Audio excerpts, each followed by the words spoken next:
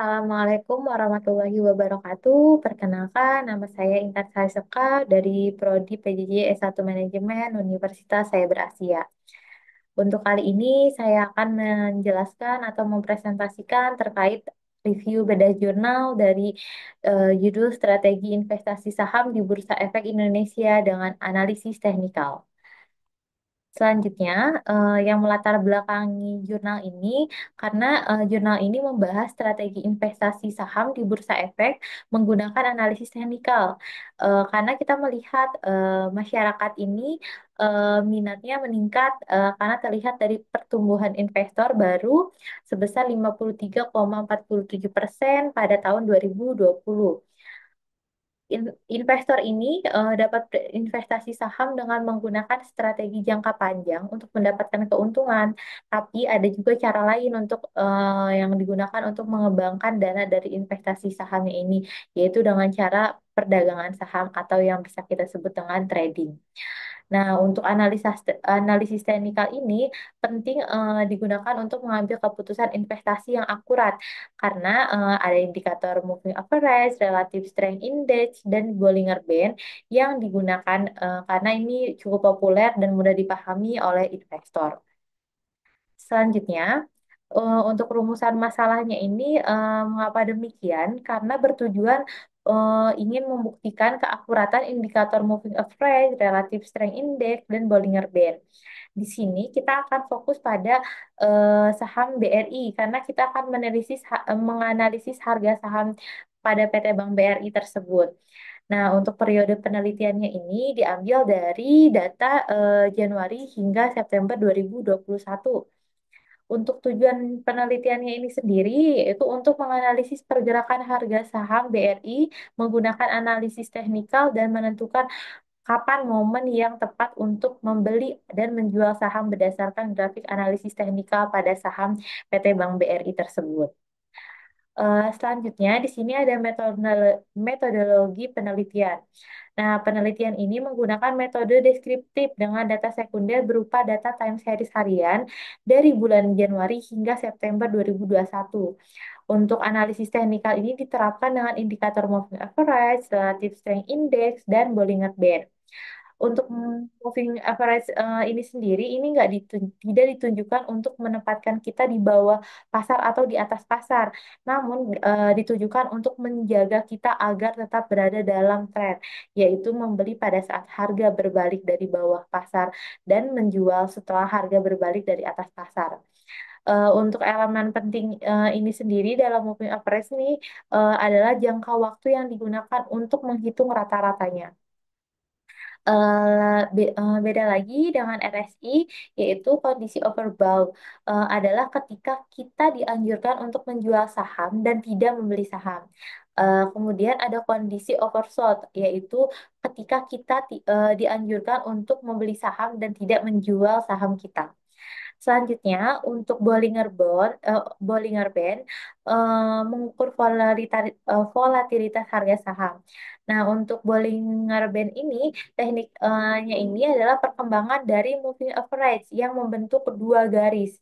Jadi, garis yang berada di atas itu dinamakan upper band, yang garis di bawah itu dinamakan lower band.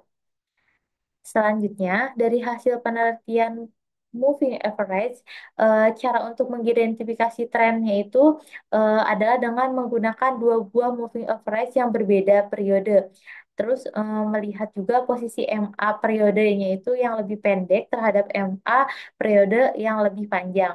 Dan ini tuh untuk menentukan pembalikan arah tren. Jadi dapat dilihat dari perpotongan antara dua MA. Selanjutnya, untuk hasil penelitian dari Relative Strength Index ini atau singkatannya RSI digunakan untuk mengukur momentum harga. Jadi dalam penelitian ini RSI 14 ini digunakan tentang waktu acuannya dari tanggal 1 Februari 2019 sampai 31 Januari 2019. Selanjutnya, eh, hasil saham hasil saham level RSI di bawah atau mendekati 30 ini dianggap oversold atau jenuh jual, sedangkan jika di atas 70 dianggap overbought atau jenuh beli. Jadi investor ini disarankan menjual saham saat overbought dan membeli saat oversold. Selanjutnya, untuk hasil penelitian Bollinger Band, ini digunakan untuk memperoleh informasi tentang kelanjutan arah tren dan besaran volatilitas harga saham yang digunakan melalui pita Bollinger yang terdiri dari upper band dan lower band yang membungkus pergerakan harga saham. Jadi harga saham di atas upper band itu menunjukkan posisi overbought atau sinyal bearish, sedangkan harga saham menembus lower band itu menunjukkan posisi oversold atau sinyal bullish. Seperti itu. Selanjutnya, ada kesimpulan terkait analisis teknikal saham BRI ini.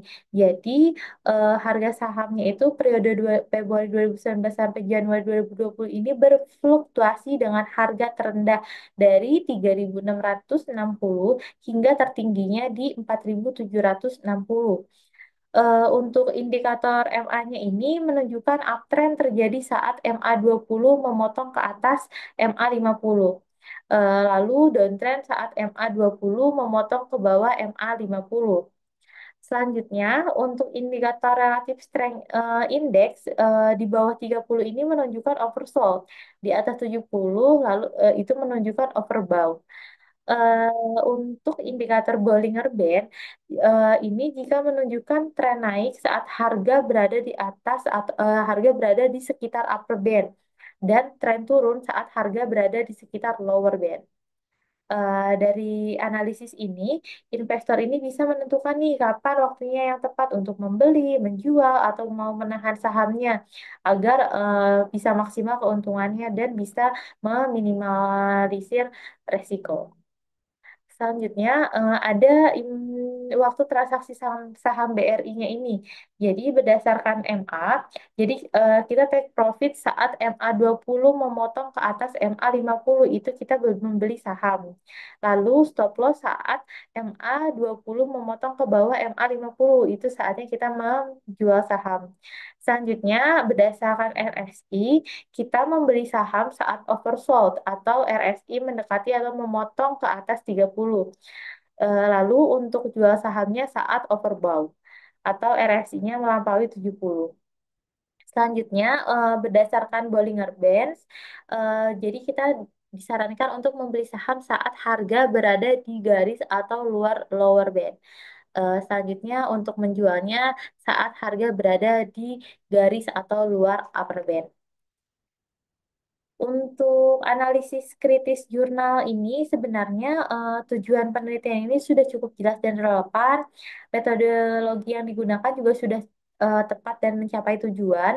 Hasilnya pun mendukung kesimpulan. Nah, dari sini kita bisa mendapatkan kontribusi ilmu, terutama di bidang keuangan dan investasi dengan meningkatkan pemahaman tentang analisis teknikal, literasi keuangan, serta pengembangan metode analisis saham yang lebih akurat dan efisien.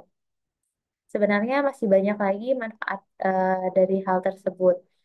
Dan untuk saran penelitian lanjutan nantinya, perlu dilakukan penelitian lanjutan terkait hal ini karena ini bisa memberikan kontribusi yang besar dalam pengembangan strategi investasi yang lebih efektif dan relevan nantinya di pasar saham di Indonesia.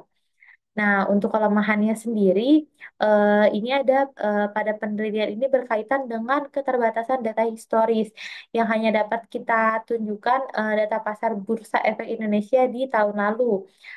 Kemudian keterbatasan dalam menghadapi volatilitas pasar juga. Jadi pada saham bursa efek ini seringkali mengalami volatilitas yang tinggi, terutama dengan menggunakan teknik analisis teknikal yang meskipun dapat mengidentifikasi tren, mungkin juga akan kesulitan dalam memprediksi perubahan besar yang disebabkan oleh faktor eksternal seperti nantinya krisis ekonomi atau politik. Selanjutnya, untuk kesimpulan akhir dari bedah jurnal ini, sebenarnya analisis teknikal dengan indikator moving average, RSI, Bollinger Band ini dapat membantu investor dalam mengambil keputusan investasi saham di bursa efek. Namun perlu diingat bahwa analisis teknikal ini memiliki keterbatasan juga, jadi kita perlu melengkapi dengan analisis fundamental. Seperti itu. Nah, di sini saya masukkan juga daftar pustaka dan mungkin sekian presentasi dari saya. Mohon maaf, kurang lebihnya saya ucapkan terima kasih.